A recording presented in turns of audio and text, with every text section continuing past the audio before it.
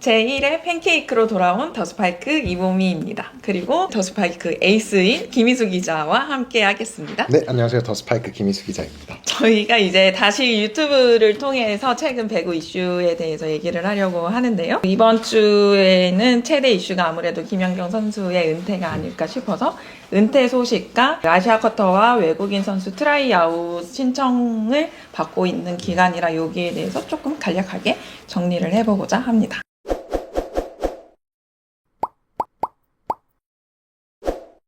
일단 김연경 선수가 은퇴 선언을 했는데 많은 분들이 궁금해 하시는 게 왜 지금 이 은퇴 얘기를 하느냐에 대해서 좀 많이 궁금해 했던 것 같아요. 그 은퇴를 발표하는 현장에 제가 취재를 가기도 했었는데 일단 그때 멘트를 얘기를 하자면 연경 선수 같은 경우는 사실 시즌 전부터 은퇴를 결심을 했었고 3라운드 정도 끝난 뒤에 얘기를 하고 싶었지만 그때 당시 팀 사정상 연패를 하고 있기도 해서 은퇴를 하겠다는 얘기를 좀 미뤘고 마침 은퇴를 얘기하기 전에 김혜란 선수 은퇴식이 있었잖아요. 그날 김연경 선수가 곧 따라가겠습니다라는 멘트를 하면서 그게 또 연일 화제가 됐었고 그 다음 경기였던 13일 GS 칼텍스 전이 끝나고 그 인터뷰실에서 또 곧 따라가겠습니다라는 멘트에 관련된 질문이 나오면서 김연경 선수가 약간 기다렸다는 듯이 좀 은퇴를 발표를 하게 됐습니다.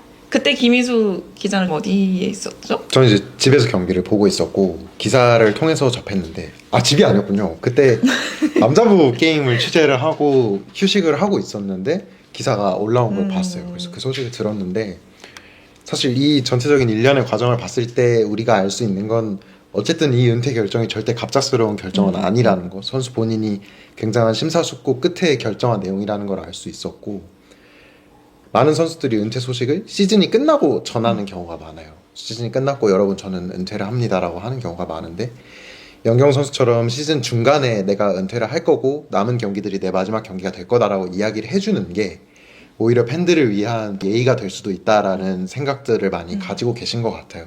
조금 더 마음의 준비를 할 수 있고 남은 경기들을 더 소중하게 눈에 담을 수 있다는 점에서 시즌 중간에 이렇게 은퇴 소식이 전해진 거는 팬들에게는 굉장히 오히려 좋은 결정이 아니었을까 하는 생각도 듭니다. 말하셨던 것처럼 연경 선수도 좀 더 빨리 일찍 알리고 싶었는데 그러지 못해서 좀 아쉬움이 컸었고 또 그런 얘기를 하더라고요. 나만 마음의 준비가 됐던 것 같다는 얘기를 하더라고요. 그만큼 모두가 어느 정도 인지를 하고 있었지만 좀 많은 분들이 놀라기도 했고 또 그렇게 공식적으로 발언을 한 이후에는 사실 팀 스태프들이 울기도 하고 또 그날 팬분들이 좀 퇴근길을 기다리면서도 많이 또 울기도 했다고 하더라고요. 또 그때 같이 인터뷰실에 들어온 정윤주 선수도 눈물 난다고 얘기할 정도로 좀 놀라움을 감추지 못했는데 정작 또 연경 선수는 좀 담담하게 좀 얘기를 하려고 했고 그 이후에 또 다시 IBK 기업은행전이 끝나고 만났었는데 그때도 그냥 솔직하게 얘기를 하더라고요. 좀 최대한 감정이 좀 흔들리지 않게 경기에 좀 집중하려고 했고 은퇴를 발표한 날에도 잠을 굉장히 잘 잤다고 해요. 드라마 옥시부인전도 일부러 봤다고 하더라고요. 최대한 좀 그 흔들리지 않으려고 스스로 좀 감정을 억누르는 듯한 느낌을 받았습니다. 또 최근에 그래서 원정 경기가 이제 마지막 경기가 되는 만큼 여러 이벤트들을 팬들을 위해서 준비를 하지 않을까 싶습니다.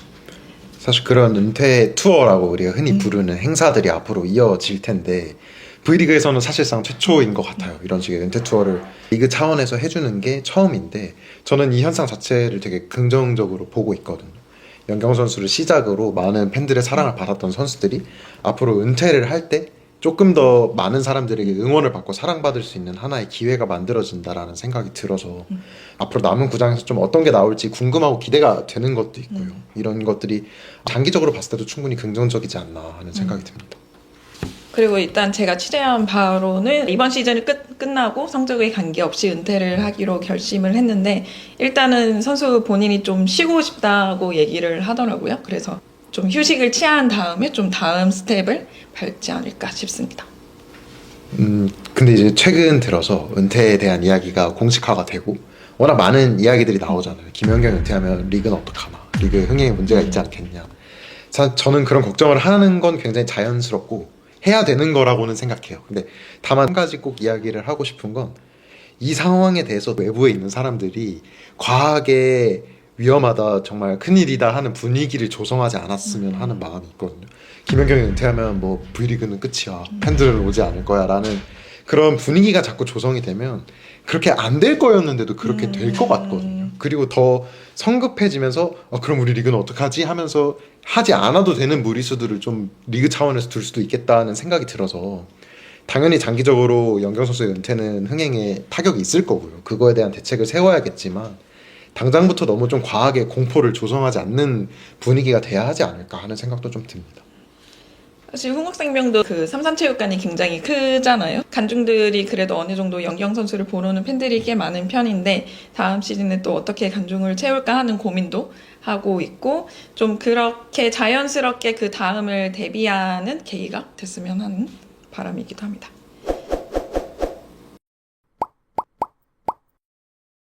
그리고 2025년 아시아 쿼터와 외국인 선수 트라이아웃도 얼마 남지 않았는데요. 그래서 신청을 이미 받고 있는 상황입니다. 이미 아시아 쿼터 신청 기간은 끝난 상황이고 2월 13일에 마감이 됐고 그리고 외국인 선수 트라이아웃의 경우에는 3월까지 신청서를 받는다고 하는데요.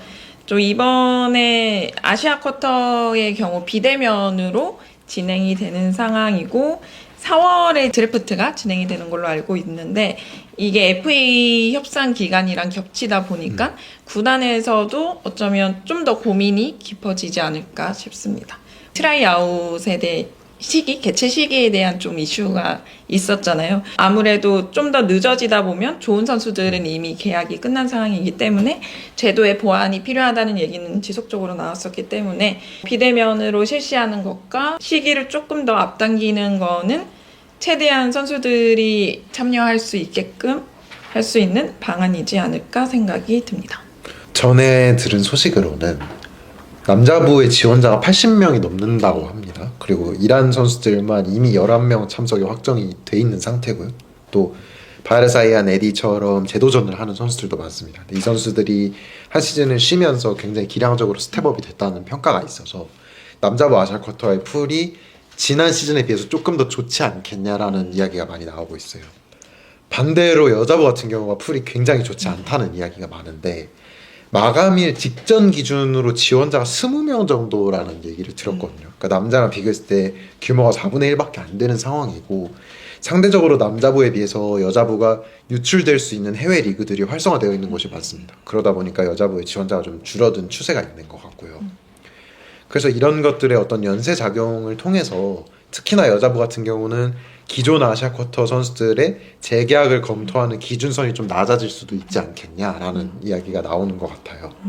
뭐 사실 메가 같은 선수는 말할 필요가 없는 것 같은데 뭐 예를 들면 타나차, 피치 이런 선수들도 충분히 재계약 후보군에 들어갈 수 있는 선수들인 것 같고 조금 더 범위를 넓게 보자면 뚜이 같은 선수들도 한번 검토는 해볼 수 있는 단계에 있지 않을까 싶을 정도로 여자부의 지금 풀에 조금 우려의 시선이 많이 나오는 것 같습니다.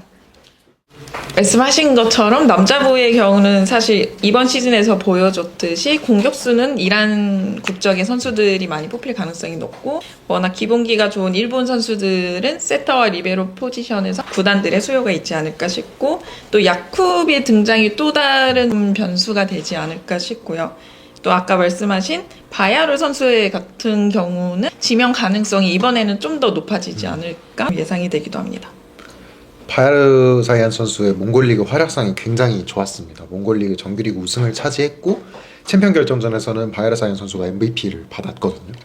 그리고 바르사이안이 몽골리그에서 세 가지 포지션을 다 소화를 했습니다. 아웃사이드 히터, 아포지, 미들블로커를 전부 소화했기 때문에 한국의 인하대 신분으로 나왔을 때보다 조금 더 본인의 가치를 어필할 수 있는 시간이 되지 않을까 싶고요. 야쿱 같은 경우도 아시아 쿼터 드래프트에서 팀들의 선택에 영향을 줄 수 있다고 보는 것은 사실 기본적으로 외국인 선수를 뽑을 때 선수들의 피지컬에 대한 거를 굉장히 많이 의존했던 게 있는 것 같아요. 그러니까 기량적으로 떨어지는 부분이 있다 하더라도 일단 피지컬적인 부분이 받쳐주면 뽑고 보자라는 식의 드래프트들이 있었는데 야쿱의 성공 그리고 유니 선수 같은 경우가 와서 실패를 한 케이스들이 쌓이면서 피지컬만 보고 선수를 뽑기보다는 선수가 가지고 있는 툴을 보고 그 중에 지금 우리 팀에 필요한 게 뭔가를 통해서 선수의 드래프트를 판단하는 게 오히려 오를 수 있다라는 분위기가 좀 만들어지는 것 같거든요. 그래서 이번 아시아 쿼터 드래프트에서 어떤 선수들이 선택을 받을지가 조금 더 흥미롭게 지켜볼 수 있지 않을까 싶습니다. 바야르 선수는 그럼 이성규 감독과 같이 있었던 네, 거죠? 맞아요. 이성규 감독님이랑 하수 메가스타즈라는 팀에서 뛰었고 정규리그를 17승 1패로 끝냈습니다. 1라운드에 한 번 지고 한 번 던졌어요. 모든 경기를 다 이겼고 플레이오프에서도 챔피언 결정전에서도 1패씩만 하고 깔끔하게 우승을 차지했다고 합니다. 바이에른 사이에 약간 아웃사이디터랑 미들블로커랑 앞포지 다 했다고 하잖아요. 그러면은 만약에 아시아 쿼터에서 선발이 되면은 전처럼 미들블로커로 선발이 될까요? 우선 지금으로서는 바이에르사야는 미들블로커에서 제일 경쟁력이 있을 것 같고요. 팀에서도 어쨌든 미들블로커를 제일 주력 포지션으로 소화를 했기 때문에 아시아쿼터 참가 자체는 미들블로커로 하게 될 겁니다. 다만 아시아쿼터 참가할 때 몇몇 선수들은 포지션을 병기를 해요. 내 주 포지션이랑 내 보조 포지션을 같이 적어서 제출하는 선수들이 있는데 바이에르사야는 어쩌면 그 세 개를 다 적어서 낼 수 있는 정말 몇 안 되는 선수 중에 하나가 되지 않을까 하는 생각도 듭니다.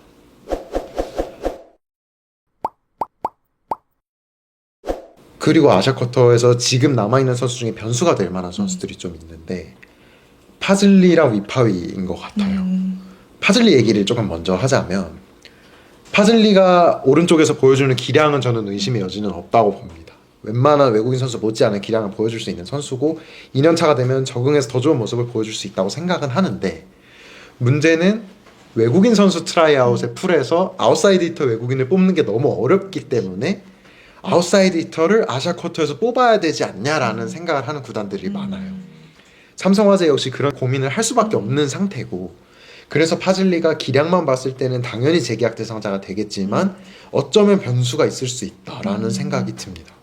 만약에 그렇게 삼성화재가 파즐리와의 재계약을 하지 않았는데 파즐리가 재지원을 한다면 다른 팀의 유니폼을 입고 뛰는 파즐리의 모습을 볼 수도 있지 않을까 하는 생각이 들고요. 위파이는 최근에 너무 큰 부상을 당해서 일단 시즌 아웃이 된 상태인데 이 선수도 마찬가지로 기량과 적응력 면에서는 의심의 여지가 전혀 없는 선수거든요. 그래서 위파이가 회복해서 좋은 모습을 보여줄 수 있다라는 확신이 든다면 현대건설의 재계약 혹은 타 팀의 지명도 가능성은 있지 않을까라는 생각이 듭니다. 이 두 선수는 변수가 좀 많을 것 같아요. 특히 여자부가 아시아 쿼터도 그렇고 외국인 선수도 그렇고 풀이 좋지 않은 상황이잖아요. 이거는 뭐 비단 올해만 해당되는 내용이 아니고 지난 시즌부터 계속 나왔던 얘기인데 미국에 새로운 리그가 또 생긴다고 해요. LOVB랑 PVAP 말고 또 다른 리그가 생긴다고 하는데 유럽에서 뛰는 선수들 같은 경우는 자신의 커리어를 좀 더 지켜나가기 위해서는 아시아 쪽으로 오는 것보다는 오히려 미국 쪽으로 가는 거를 좀 더 선호하기 때문에 한국으로서는 그게 악재이지 않을까 싶습니다. 이런 어떤 여러 가지 한계들을 극복하기 위해서 비대면 아시아 쿼터라는 수를 좀 줬다는 생각도 들어요. 지원자를 최대한 확보해서 좋은 선수를 뽑을 수 있게 하자는 의도가 있는데 다만 양면성이 굉장히 크다는 생각이 듭니다. 비대면 아시아 쿼터의 위험성도 굉장히 크거든요. 비대면 아시아 쿼터를 V리그가 첫 해 했었죠. 아시아 쿼터 시즌에 했을 때 GS 칼텍스 같은 경우가 아시아 쿼터 선수만 한 시즌에 3번을 바꿨었는데 심지어 그 사이에 한 번은 사유가 어떤 거였냐면 선수가 임신을 했는데 그거를 제대로 이제 전달이 안 된 상황이 있었던 거예요. 근데 이게 대면 아시아 쿼터 만약에 선발을 했다면 이런 리스크들에서는 좀 자유로울 수는 있었거든요. 근데 이번에 다시 비대면을 하면 분명히 여러 가지 리스크들이 있을 겁니다. 내가 직접 보지 못하고 뽑는 선수의 위험성을 좀 최대한 억제하는 팀이 좋은 선수를 뽑을 수 있지 않을까 하는 생각이 듭니다. 그럼 오히려 비대면 아시아 쿼터라서 재계약을 좀 더 하려고 하는 움직임도 있을까요? 저는 그럴 가능성이 되게 크다고 생각해요. 실제로 구단들하고 얘기를 해봐도 지난 시즌을 기준으로 했다면 재계약 대상이 아닐 것 같은 선수들도 재계약 후보군에 올라 있거든요. 그리고 또 그런 선수들이 풀리면 우리가 데려갈 수도 있다라고 얘기하는 팀들도 있어요. 그러니까 그것도 결국 비대면 아시아 쿼터의 리스크 때문에 조금 더 넓은 범위에서 선수들을 검토하는 게 아닌가라는 생각도 듭니다. 그러니까 여자부 쪽이 조금 더 풀이 적다 보니까 그게 좀 더 심하겠죠. 그렇죠. 그럴 것 같아요. 그럼 남자분은 비대면 아시아 쿼터를 하는 거에 대해서 장점이 좀 더 많을까요? 현재로서는 장점이 좀 커 보이긴 합니다. 왜냐면 한 에이전트를 통해서 들은 소식인데 에이전트 한 명이 데려오는 이란 선수가 11명이거든요. 그럼 다른 에이전트들은 또 다른 나라에서 좋은 선수들을 다 데리고 올 거고, 그렇게 됐을 때는 남자분은 아마 비대면 트라이아웃의 이점을 조금 더 누리기가 편하지 않을까. 예를 들면 아시아 쿼터 트라이아웃 시기에 대표팀 경기가 있는 선수들도 있습니다. 그 선수들은 참가를 못 하잖아요. 근데 비대면 아시아 쿼터면 지원서를 낼 수 있거든요. 그런 좀 이력이 화려한 선수들의 지원도 가능하지 않을까 하는 기대가 좀 됩니다. 그리고 아마도 공격수가 아닌 포지션을 아시아 쿼터로 선발하는 것에 대해서는 조금 더 신중한 고민들을 하게 될 것 같습니다. 이번 시즌에 세터를 아시아 쿼터로 뽑은 팀이 한국전력, IBK 그리고 중도 교체를 통해서 OK까지 세터를 쓰고 있는데, 완벽하게 만족할 만한 성과를 내고 있는 팀은 없다고 보이거든요. 그러면서 지금 퍼지고 있는 추세는 역시 아시아 쿼터는 공격수를 뽑아야 된다라는 쪽으로 좀 분위기가 가고 있어서, 정말 절실하게 세터나 리베로를 보강해야 한다라는 팀이 아니면 대부분의 팀들은 공격수를 모니터링하게 되지 않을까 싶습니다. 리그의 흐름이 아시아 쿼터는 공격수가 좋다라는 이 흐름이 좀 지원하는 데 있어서도 조금 현재 같은 게 지원할 때 세터나 리베로 같은 선수들은 조금 지원을 덜 한다거나. 굉장히 영향이 크죠. 실제로 지금 외국인 선수 트라이아웃 같은 경우는 훨씬 더 오랜 시간을 해왔잖아요. 아시아 쿼터보다. 외국인 선수 트라이아웃에 지원을 하는 세터나 리베로를 거의 찾아보기가 힘듭니다. 지원을 하고 싶은 선수가 있어도 수요가 없기 때문에 에이전트 선에서 지원을 안 하게 하는 거거든요. 아시아 쿼터도 저는 마찬가지일 거라고 봐요. 결국에 이 선수들이 트라이아웃에 지원하는 대부분의 루트는 에이전트나 자기 주변 지인을 통해서 지원을 하게 될 텐데, 그 과정에서 한국이 아시아 쿼터에서 공격수 위주로 뽑는다더라 라는 이야기를 듣게 되면 아마도 세터나 리베로 지원자들의 숫자 자체가 좀 줄어들 가능성이 크지 않을까 생각이 됩니다.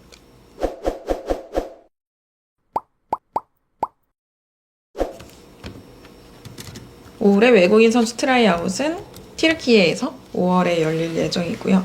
새 얼굴들이 또 나올 수 있을지 아니면 재계약 비중이 더 클지 좀 궁금한 대목입니다. 여자부의 경우는 재계약을 원하는 팀들이 그렇게 많지 않을 걸로 예상이 됩니다. 물론 GS 칼텍스 같은 팀은 너무 확실한 실바라는 에이스가 있으니까 당연히 재계약을 우선 순위로 두겠지만, 다른 팀들 같은 경우는 좀 다양한 가능성을 열어두게 되지 않을까 싶고요. 또 정관장처럼 아시아 쿼터 드래프트에서 어떤 선택을 하냐에 따라서 외국인 선수 구성의 변동폭이 큰 팀들도 있거든요. 이런 팀들은 조금 더 시간이 필요할 것 같고요. 남자부는 여자부보다는 어쨌든 전체적인 풀도 좀 괜찮고 선택의 폭도 넓다고 봤을 때는 조금 더 다채로운 선택들을 볼 수 있을 것 같은데, 남자부에서 조금 주목이 되는 부분들은 잘 하다가 부상으로 인해서 중간에 리그를 떠났던 선수들이 있잖아요. 엘리안이나 아히 같은 선수들이 다시 회복을 해서 지원한다면 이 선수들을 뽑고자 하는 팀들이 제법 있는 걸로 저희가 정보를 모으고 있잖아요. 그래서 이 선수들의 지원 여부도 좀 궁금해지는 대목입니다. 시아나가 한국을 참 좋아한다고 하더라고요. 안혜진 선수가 귤 열심히 까주는 거 보는데 네, 귀엽더라고요.